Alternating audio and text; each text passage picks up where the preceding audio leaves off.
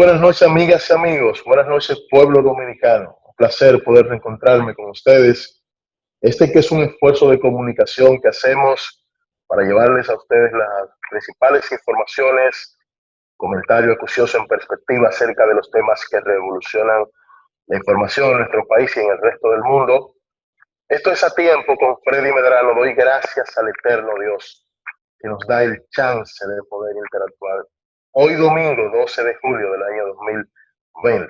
Bueno, estamos a una semana pasadas las elecciones y pues los aprestos que se han estado dando tienen que ver específicamente en la conformación de la nueva estructura, del nuevo gabinete que en materia organizacional ocupará los puestos para el nuevo gobierno de Luis Abinader.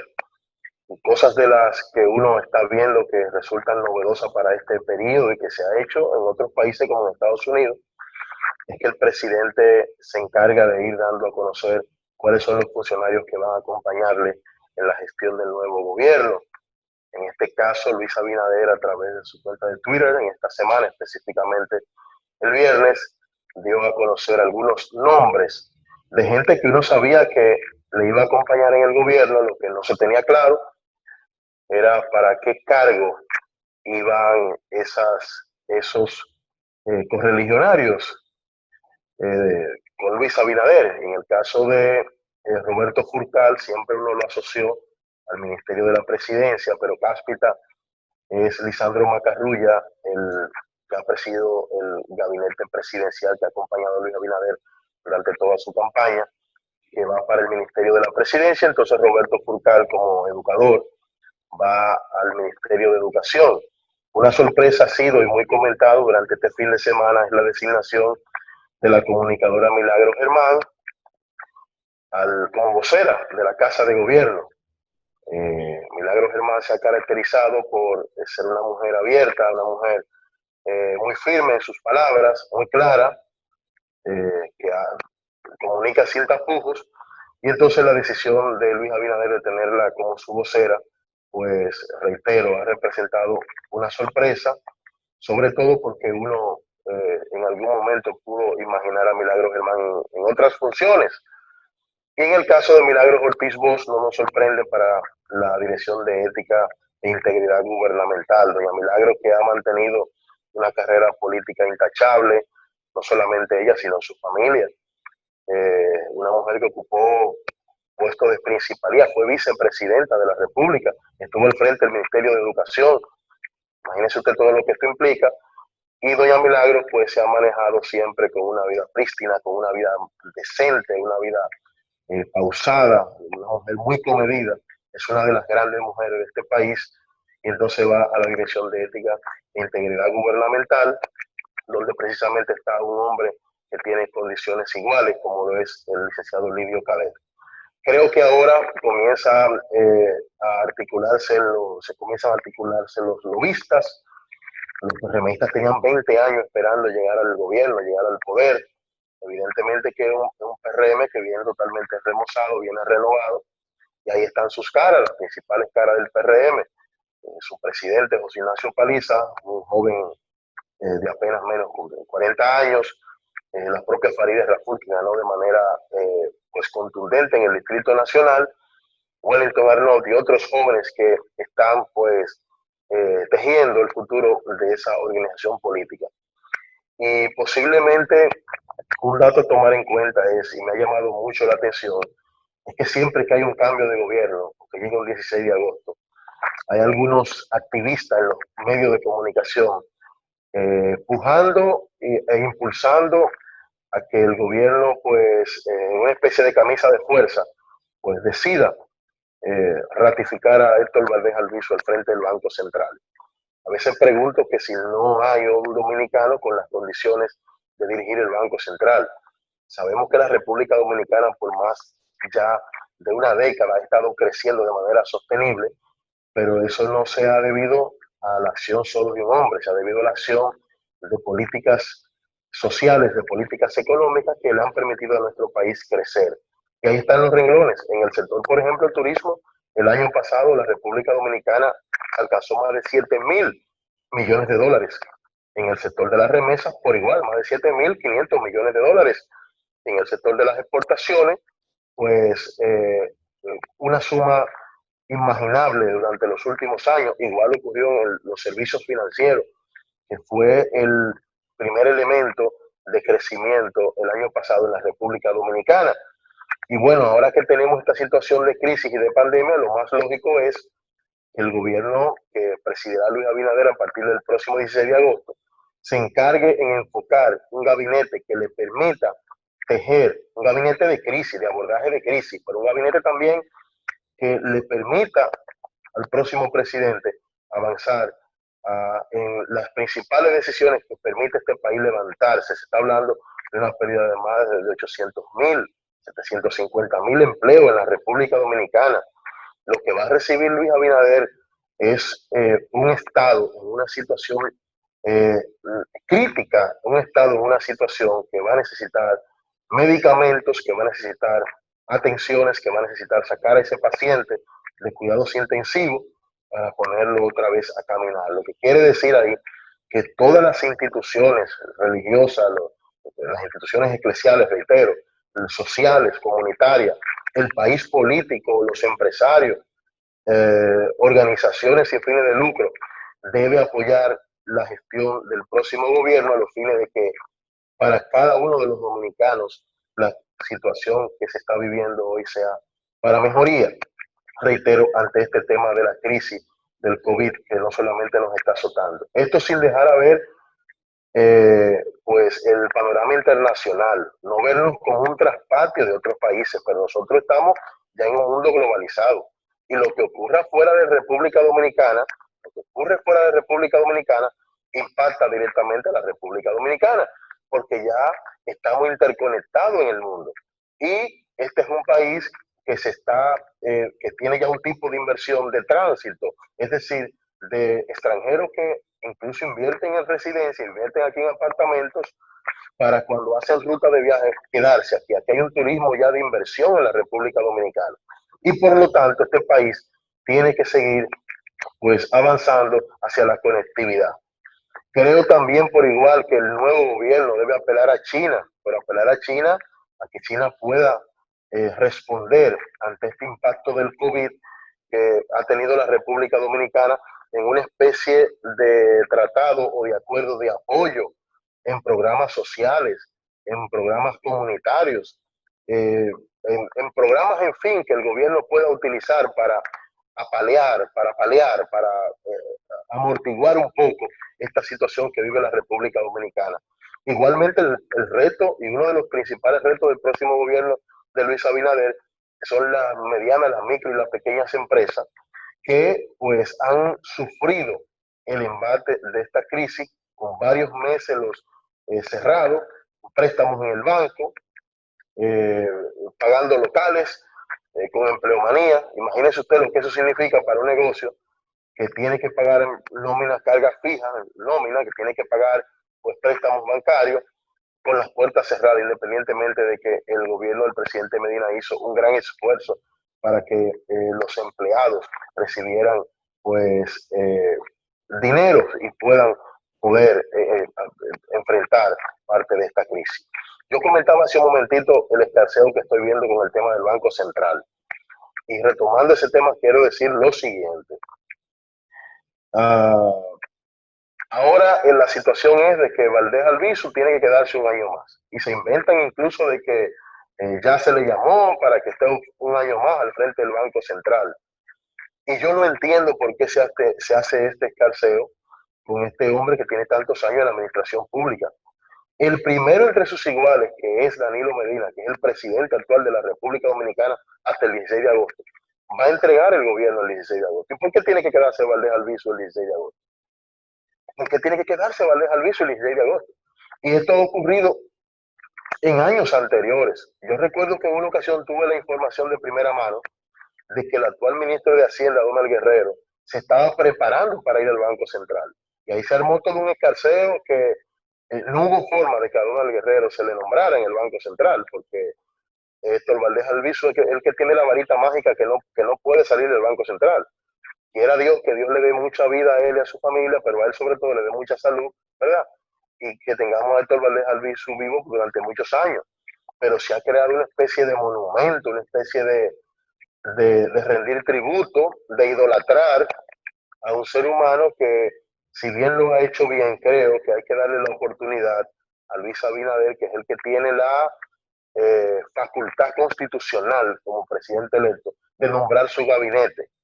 Y de seguro que en ese equipo de Luis Abinader hay gente tan proba, hay gente tan con la capacidad gerencial de poder llevar a cabo lo que ha dicho el propio Lisandro Macarrulla, que hay que continuar fortaleciendo las políticas públicas en la República Dominicana.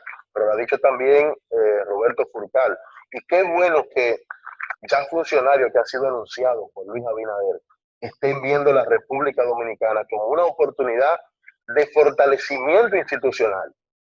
Mientras más trabajemos para fortalecer nuestras instituciones, mucho más robusto, mucho más, con mucho más garantías en todos los sentidos, garantías jurídicas sobre todo, el país va a caminar y el país se va a seguir fortaleciendo.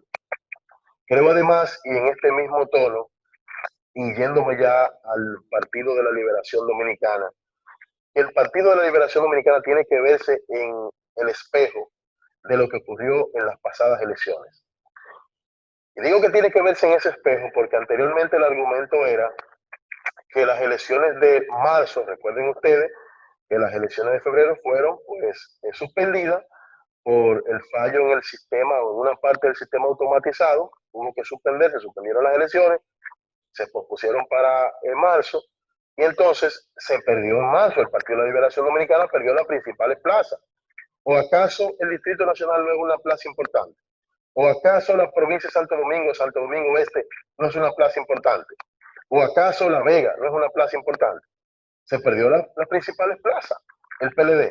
Y lo que se decía era, bueno, que eso fue fruto de lo de la Plaza de la Bandera y de todas las cosas que habían ocurrido alrededor de la flojedad ante el tema de las elecciones.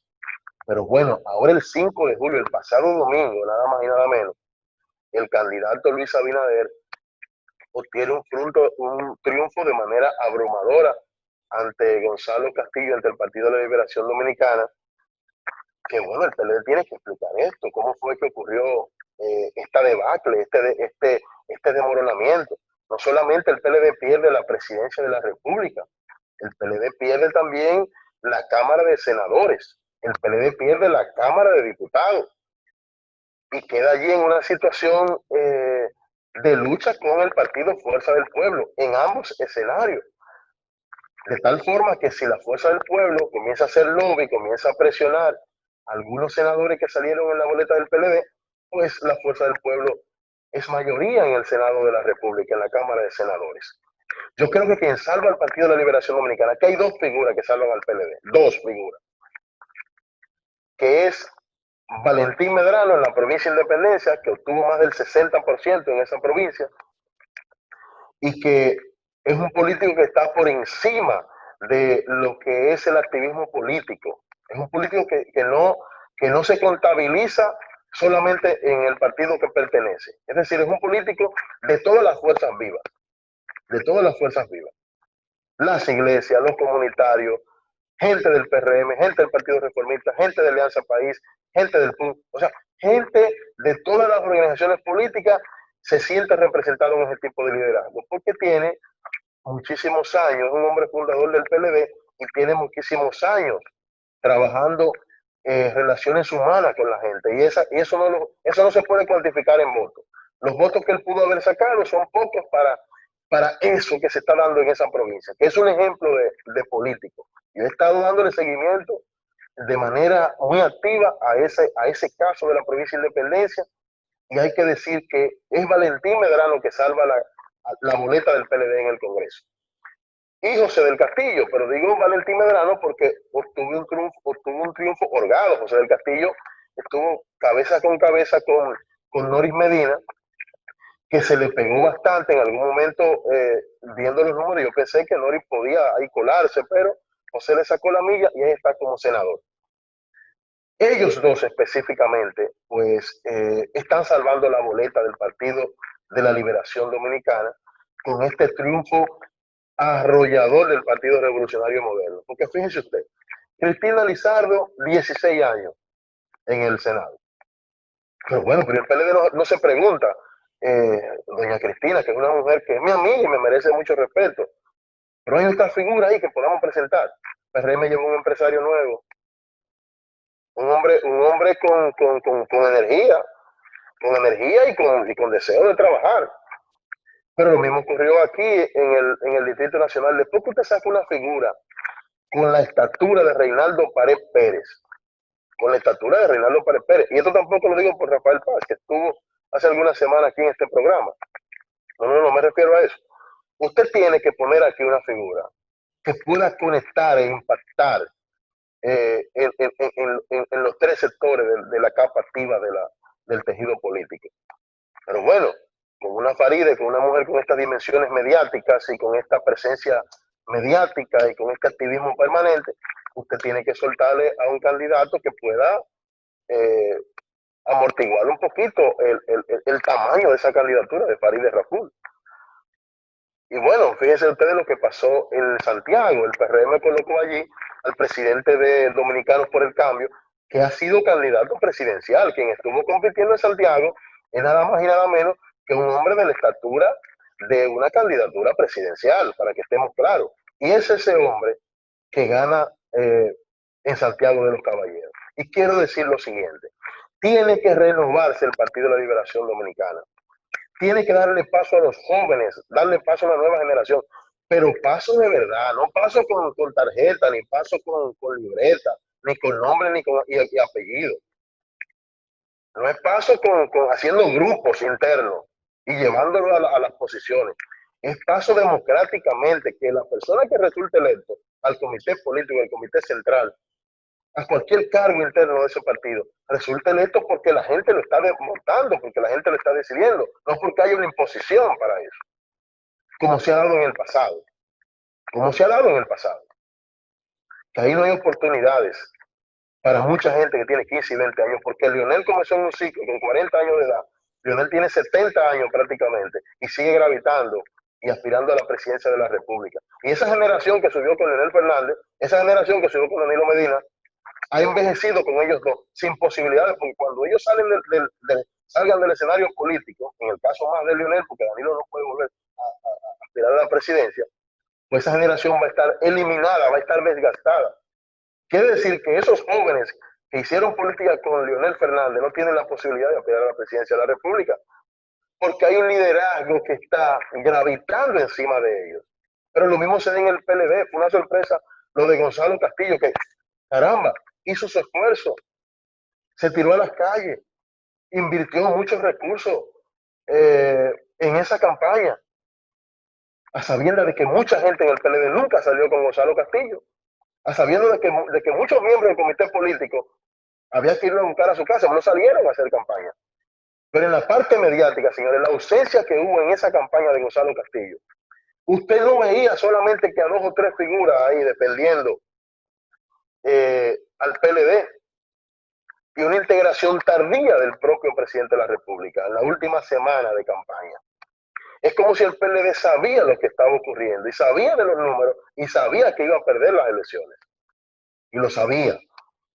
Y a mucha gente se le mintió, se le sacó a la calle con entusiasmo, con el ahínco de que se iban a ganar elecciones, cuando el propio PLD, su cúpula, sabía la situación que estaba ocurriendo ante el auge de la candidatura de Luis Abinader. Ese partido tiene que hacer una profilaxis porque está anquilosado, tiene que removerse, y todos esos cargos nuevos que entraron al comité político y esas secretarías nuevas que entraron impuestas de dedo y con nombre, eso tiene que removerse. Si no, ese partido lamentablemente le puede ocurrir lo que le pasó al Partido Revolucionario Dominicano, que quedó ahora en un montón de partidos políticos, y lo que le ocurrió también al Partido Reformista Social Cristiano. Esos dos que acabo de mencionar eran, al igual que el PLD, los tres partidos que influían durante más de 30 años, que gravitaban en la República Dominicana. Fíjese usted lo que le ocurrió.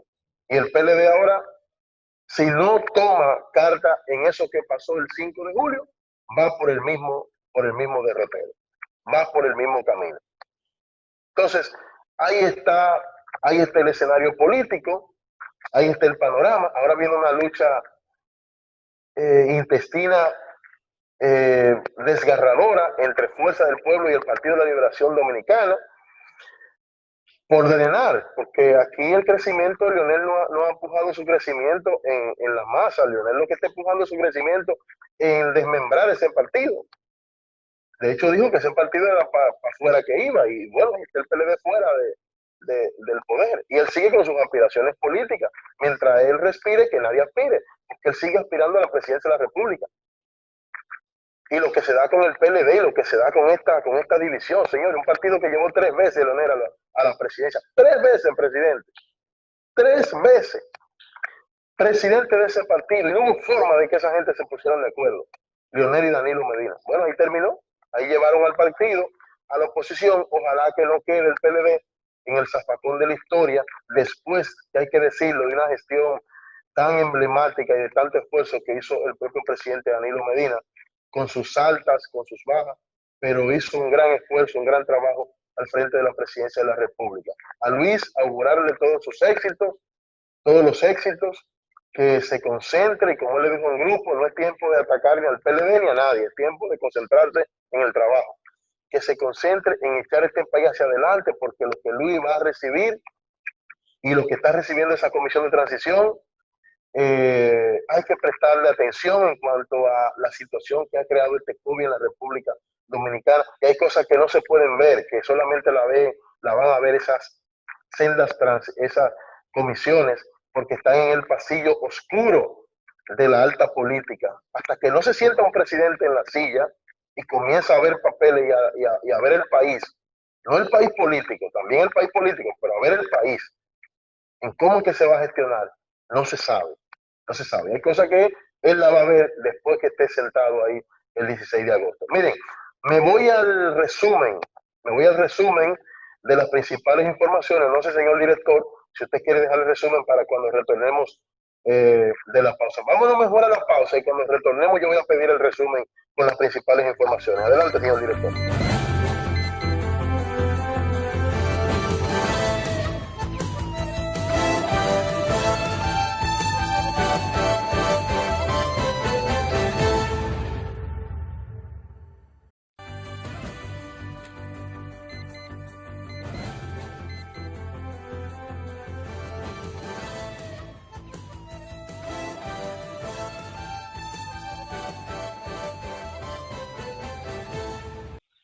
Bueno, gracias por continuar con nosotros.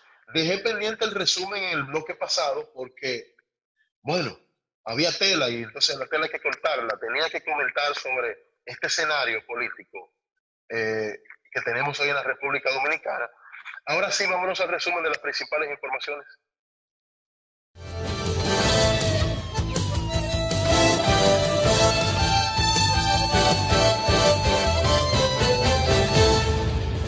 El boletín epidemiológico del Ministerio de Salud Pública reportó este domingo 1.418 casos nuevos del coronavirus, para un total de 44.532 contagios registrados en la República Dominicana. En el reporte número 115 reveló que las últimas 24 horas fallecieron a causa del coronavirus 17 personas, reflejando un total de 897 defunciones en el país para una tasa de letalidad de 2.01. El informe detalló que 3.639 pacientes se encuentran en aislamiento hospitalario, 18.537 en aislamiento domiciliario y 21.459 se han recuperado de la enfermedad. Esta semana, cientos de personas acudieron al Laboratorio Nacional de Salud Pública en busca de hacerse la prueba que detecta el coronavirus. Las personas en el lugar guardaron un poco de distanciamiento, a pesar de que esta es una de las recomendaciones para prevenir la pandemia. Cabe resaltar que el ministro de Salud Pública, Sánchez Cárdenas, manifestó que ante el aumento de ciudadanos que buscan la prueba rápida y PCR, será adicionada en la zona una especie de laboratorio móvil para lograr adecentar el lugar. La Policía Nacional identificó el sábado al presunto autor de la muerte del primer teniente Cleidy Sánchez de Oleo, quien fue abatido durante un operativo esta semana antidroga en la provincia de María Trinidad Sánchez. El organismo informó que se trata de Kelvin Alexander Joaquín Balbuena, alias Meneíto. Sánchez de Oleo, de 25 años, pertenecía a la Dirección Central de Antinarcótico, DICAN, en esa demarcación. El arzobispo de Santo Domingo, Francisco Soria, y el rector de la Universidad Católica de Santo Domingo, Ramón Benito Ángeles, llamaron ayer sábado a la población a autocuarentena por al menos 15 días para disminuir el efecto del coronavirus. Ante la situación que estamos viviendo en nuestro país, hacemos un llamado a la autodisciplina de asumir una autocuarentena al menos por 15 días para ver cómo contribuimos con todos los ciudadanos dominicanos con la disminución del efecto contagioso y letal del coronavirus COVID-19 en nuestra nación, indicaron a través de un comunicado de prensa. Más de 11 candidatos a diputados en Santo Domingo Este depositaron ayer sábado una instancia ante la Junta Municipal de esa demarcación donde exigen el reencuentro de los votos. El grupo de candidatos por diferentes partidos explicó que ni los votos de sus familias se reflejan en las actas.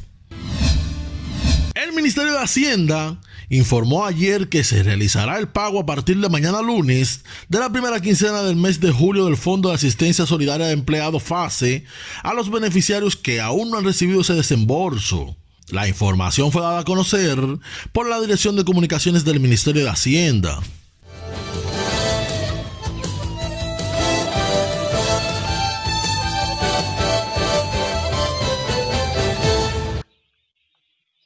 Bueno, en esta semana la vicepresidenta electa Raquel Peña estuvo precisamente compartiendo con la doctora Margarita Cedeño de Fernández, o la doctora Margarita Cedeño, en esto que se da cuando hay una transición, conociendo un poco acerca de los programas y de las políticas que lleva a cabo la vicepresidenta de la República, y bueno, que es parte de lo que se ha designado como la Comisión de Transición, tanto dispuesta por el presidente Danilo Medina y en esta semana dispuesta por el presidente electo Luis Abinader. Tenemos un reportaje a propósito de sendas designaciones.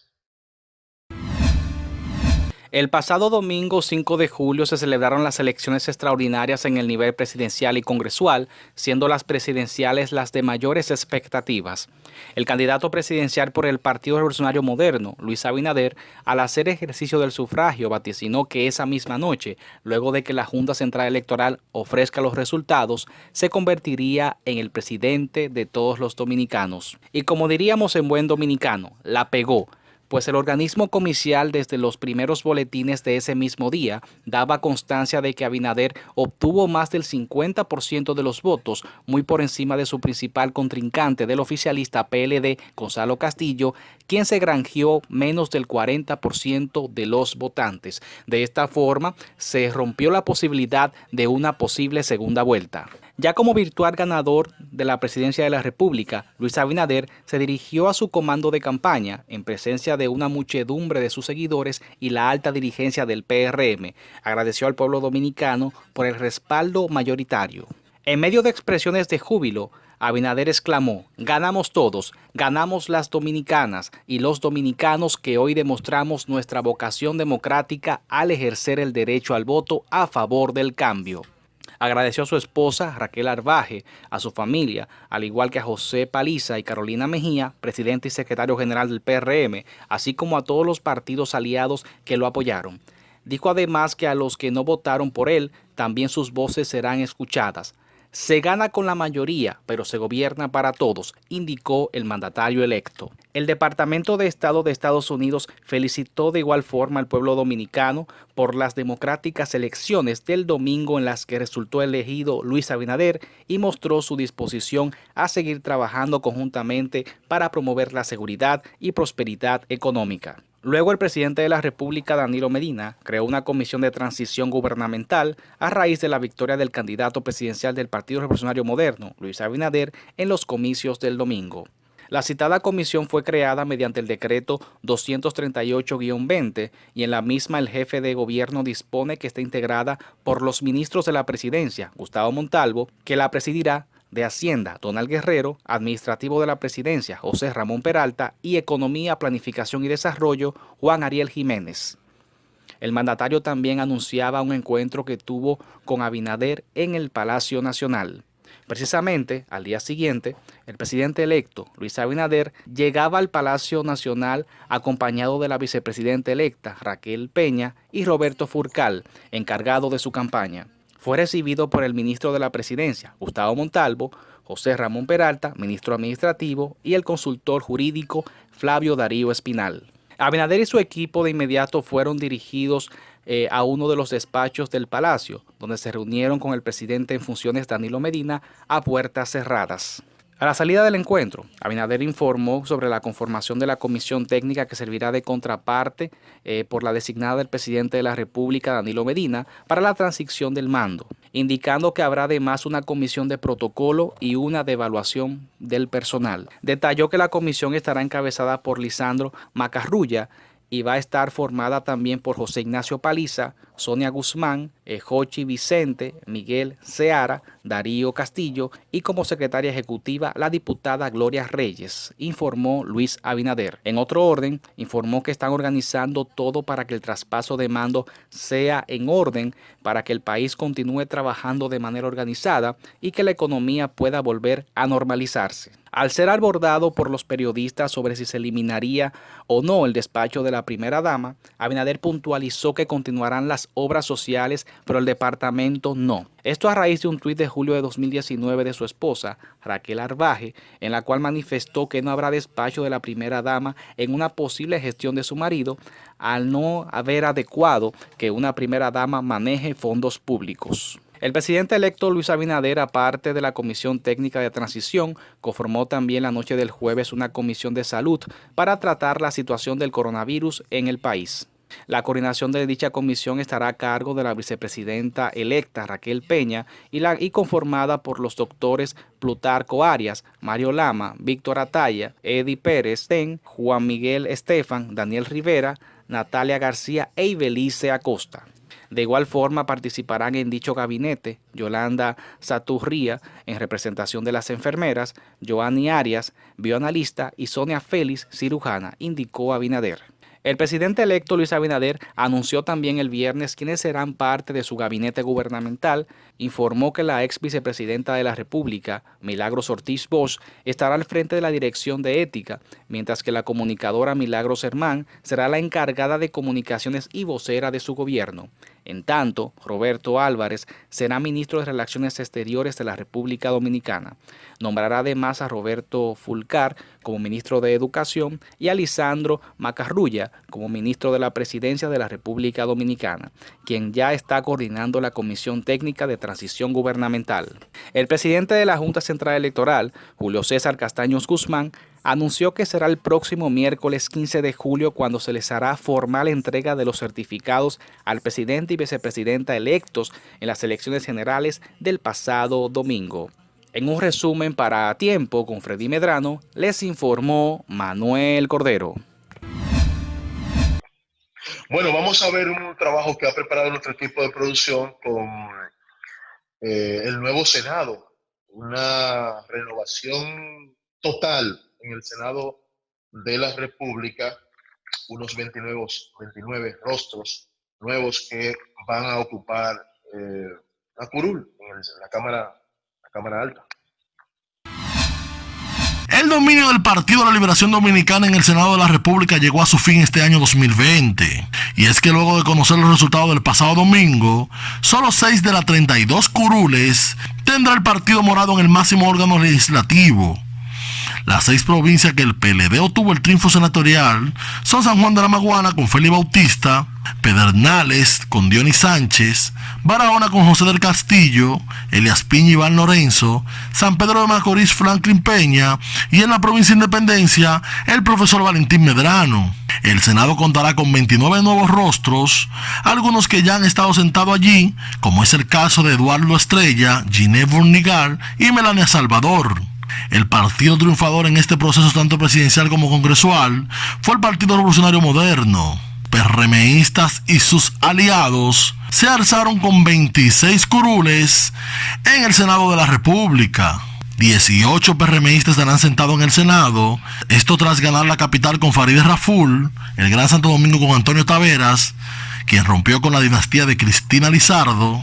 Carlos Gómez ganó en Espaillat, Giney Burnigal retiene la senaduría de Puerto Plata, esta que estaba a nombre del presidente de su partido, José Paliza. Héctor Acosta el Torito es el nuevo senador de Monseñor Noel.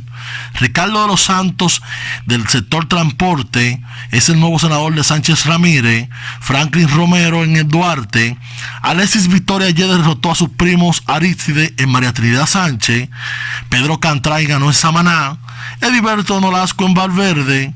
Moreno Arias en Montecristi. Iván Silva es el nuevo senador de La Romana. Y repite Santiago Zorrilla en el Ceibo. Sorpresivamente, Lenil Valdés derrotó a Charlie Mariotti. Y Berenado Castillo es el senador nuevo de Alto Mayor. Asimismo, Lía Díaz Santana es la nueva senadora de Asua. Milciades Franjún en Peravia. Y Melania Salvador es de Bauruco. El Partido Dominicano por el Cambio, aliado al PRM, ganó en la provincia de Santiago de los Caballeros con Eduardo Estrella, quien detronó el reinado de Julio César Valentín con alzarse con alrededor del 70%. La Fuerza del Pueblo, el Partido Reformista Social Cristiano y el Bloque Institucional Socialdemócrata, todo en alianza con el PRM, ganaron 7 senadurías. Y estos son Franklin Romero, quien ganó en San Cristóbal, Bauta Rojas Gómez en Hermana Mirabal, David Sosa en Dajabón, Rogelio Guenao ganó en La Vega, el transportista Antonio Marte ganó en Santiago Rodríguez y José Antonio Castillo conquistó la curul en San José de Ocoa. Uno de los casos de mayor ímpetu que ha generado esta semana y que fue tendencia en este proceso electoral fue la derrota del cacique Amable Aristi Castro. Amable acaba de perder su primer proceso electoral en más de 30 años. Virgilio Sedano fue el encargado de concluir con la dinastía de Aristi Castro en la provincia de la Altagracia. El Partido de la Liberación Dominicana mantenía el dominio en el Senado desde el año 2006. Me voy a una breve pausa y retornamos con más contenido en este A Tiempo. No se vayan.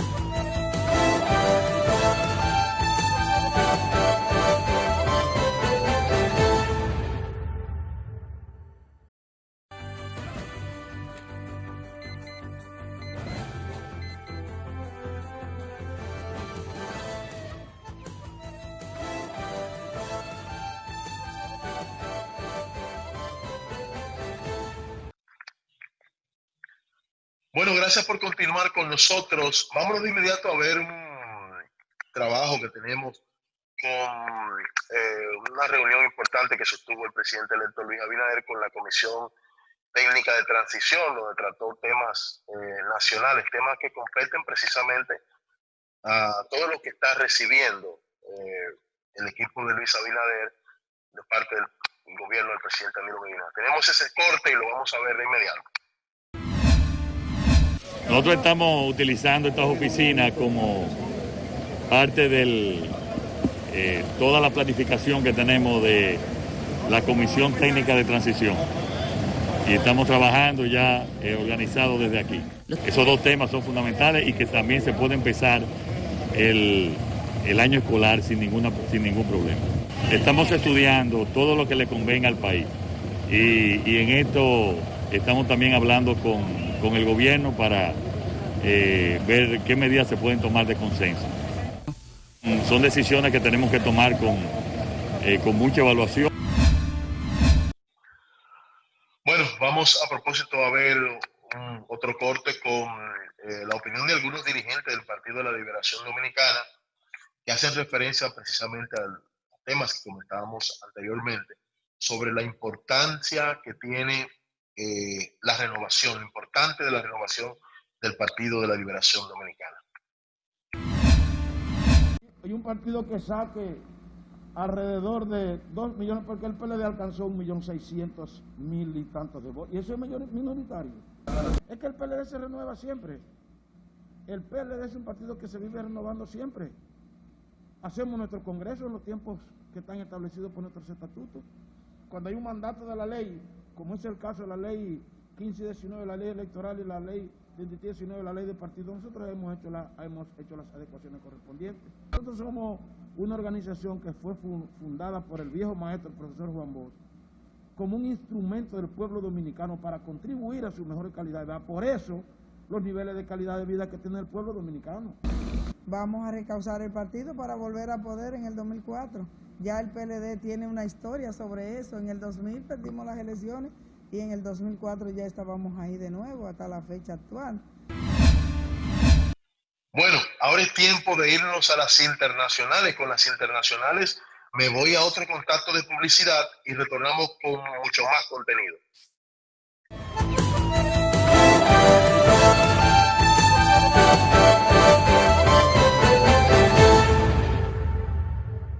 China acusó a Estados Unidos de tener segundas intenciones con el envío de 2 portaaviones al mar de China Meridional, donde la Armada China se encuentra también estos días realizando ejercicios navales, como la de intentar crear división entre los países del sudeste asiático. El Servicio de Inmigración y Control de Aduanas de Estados Unidos ha anunciado el lunes que aquellos estudiantes extranjeros cuyos centros educativos pasen a tener formato en línea en el semestre de otoño de 2020 no pueden permanecer en Estados Unidos. El presidente de Brasil, Jair Bolsonaro, de 65 años y un escéptico de la pandemia, dijo el martes a la prensa que la prueba de coronavirus que se realizó dio positivo. La alarma sobre el estado de salud del mandatario saltó el lunes cuando Bolsonaro comentó a los seguidores que se había realizado una placa de pulmón y se iba a hacer un test del COVID.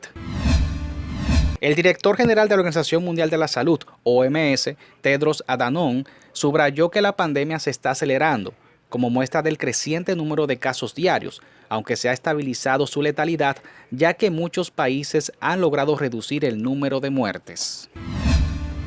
Latinoamérica y el Caribe se confirmaron el martes como el epicentro global de la pandemia al alcanzar los 3 millones de contagios de coronavirus, superando a Estados Unidos y a Europa, lo que pone cada vez más contra las cuerdas a una región que tiene ya casi el tope de la capacidad de sus sistemas de salud.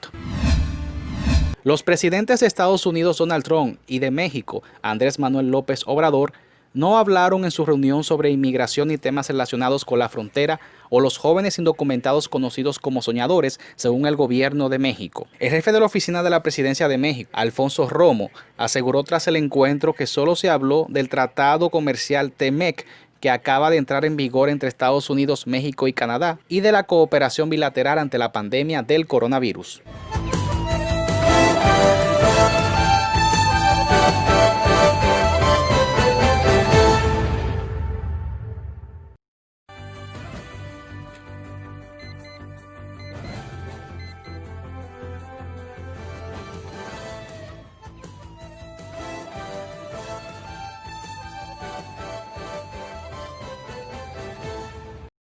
De vuelta con ustedes en esta parte complementaria de A Tiempo. Bueno, señores, no tenemos tiempo para más. Se ha terminado el programa por esta semana. Quiero reiterarle la invitación para la próxima semana, deseándole que la pasen en familia, que se sienten mucho mejor. Buenas noches y bendiciones. Hasta la próxima semana.